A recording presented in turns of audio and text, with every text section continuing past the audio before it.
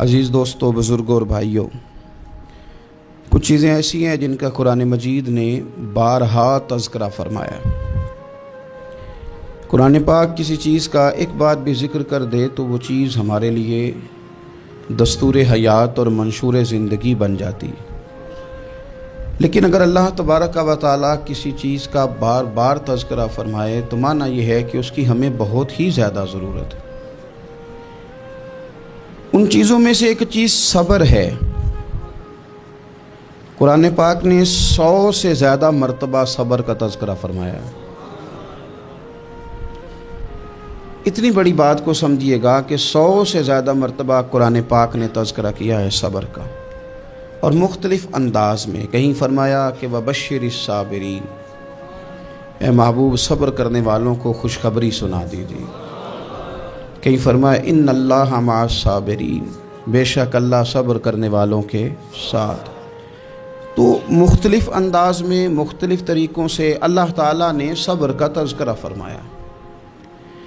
Society کے اندر، معاشرے کے اندر اور مسلمانوں کے اخلاقی رویوں کے اندر اگر صبر کو داخل کر لیا جائے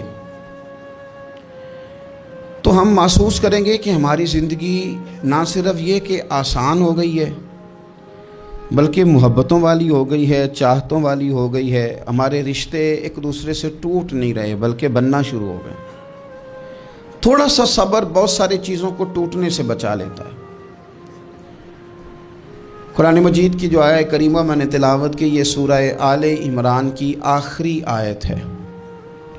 اللہ تعالیٰ نے فرمایا یا ایھا الذین آمنوا اصبروا وصابروا، اے ایمان والو صبر کرو، صابر بنو۔ اے ایمان والو صبر کرو اور صابر بنو۔ کیا مطلب؟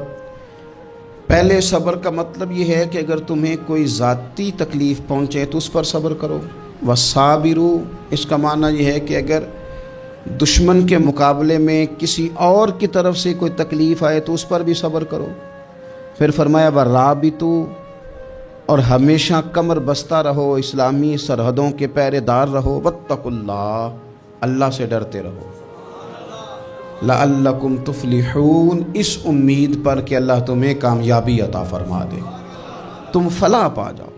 یا ایھا الذین آمنوا اصبروا وصابروا، اے ایمان والو صبر کرو اور صابر بنو۔ صبر کرو، صابر رہو، یعنی جو ذاتی تکلیف آئے اس پر بھی صبر کرو۔ اور مصابرہ کا معنی سامنے سے آنے والی تکلیف۔ اگر بیماری آ گئی، کوئی پریشانی آ گئی، کہیں کوئی اپنا دنیا سے چلا گیا تو یہ ذاتی تکلیف ہے، اس پر بھی صبر کرنا۔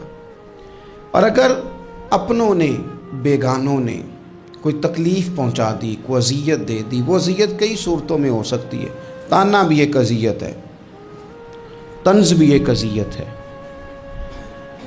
کسی شخص کے بارے میں غلط کلمہ کہنا بھی ایک اذیت ہے، اور مقابلے میں کھڑے ہو جانا، لڑائی کرنا، یہ بھی ایک اذیت ہے۔ اس پر بھی صبر کرو۔ ورابطوا، اور اس طرح کرو کہ کمر بستہ رہو، جد و جہد کرتے رہو۔ واتقوا اللہ، اللہ سے ڈرو۔ لعلکم تفلحون، تاکہ تم کامیاب ہو جاؤ۔ صبر جب آپ کرتے ہیں نا، اور صبر کا ارادہ کرتے ہیں، تو اللہ تعالیٰ صبر کی توفیق بھی عطا فرماتا ہے۔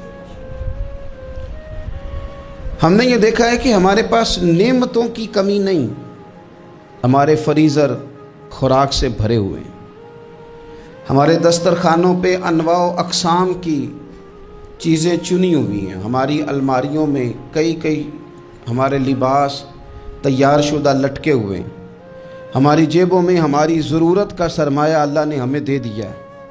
لیکن اس کے باوجود جو لوگ ایک دوسرے سے پیار نہیں کر پا رہے، جو ایک دوسرے کے قریب نہیں جا پا رہے، تو اس کی وجہ یہ ہے کہ صبر نہیں رہا، حوصلہ نہیں رہا، کسی چیز کو برداشت کرنا ہمارے مزاج کا حصہ ہی نہیں رہا۔ اور پھر چونکہ امت مسلمہ نے انقلاب برپا کرنا تھا، دنیا کو پیغام حق دینا تھا، اگر ان کے اندر حوصلہ ہی نہیں ہوگا، اگر انہیں صبر ہی نہیں کرنا آئے گا، استقامت ہی نہیں ہوگی، کہیں رکنا ہی نہیں آئے گا، تو یہ میدانوں کو سر کیسے کریں گے؟ کامیابیاں کیسے ان کا مقدر بنیں گی؟ رمضان المبارک میں بھی ماحول یہ ہو کہ افطاری سے 1 گھنٹہ پہلے نظر پوری ٹک جائے گھڑی پہ، اور تھوڑا سا بھی صبر مشکل ہو۔ اور رمضان المبارک میں سحری کے وقت میں اگر دہی والی دکان پہ بھی جھگڑا ہی ہو رہا ہو اور شام کو سامان خریدنے میں بھی اگر بحث ہی ہو رہی ہو، تکرار ہو، جھگڑا ہو، تو پھر سیکھا کیا؟ پھر وہ جو ہمیں تربیت دی جا رہی تھی کہ ہم نے صبر کرنا ہے، تو پھر ہم نے اس میں حاصل کیا کیا؟ حدیث پاک سنیں گے، آپ کی طبیعت بڑی ٹھنڈی ہوگی۔ میرے نبی پاک صلی اللہ تعالیٰ علیہ وسلم نے ارشاد فرماتے ہیں کہ جو بندہ سوال سے بچنا چاہے گا، ارادہ کرے گا اللہ میں نے کسی سے نہیں مانگنا، فرمایا جو سوال سے بچنا چاہے گا رب اسے سوال سے بچا لے گا۔ اور جو لوگوں سے بے نیاز ہونا چاہے گا، کہے گا یا اللہ مجھے دنیا داروں کا محتاج نہ بنا، اپنی بارگاہ سے عطا فرما۔ جو لوگوں سے بے نیاز ہونا چاہے گا اللہ لوگوں سے بے نیاز کر دے گا۔ اور فرمایا جو صبر کا ارادہ کرے گا اللہ اسے صبر کی توفیق بھی عطا فرما دے گا۔ ارادہ تو کرے، پروگرام تو بنائے، توفیق تو اللہ دے گا۔ جو صبر کا ارادہ کرے گا اللہ صبر کی توفیق بھی عطا کر دے گا۔ اور حضور صلی اللہ تعالیٰ علیہ وسلم فرمانے لگے، یاد رکھو کسی بندے کو جو بہترین تحفہ دیا گیا ہے نا، اگر کسی کو کوئی بہترین عطیہ ملا ہے تو پھر اللہ تعالیٰ نے اسے صبر عطا فرمایا ہے۔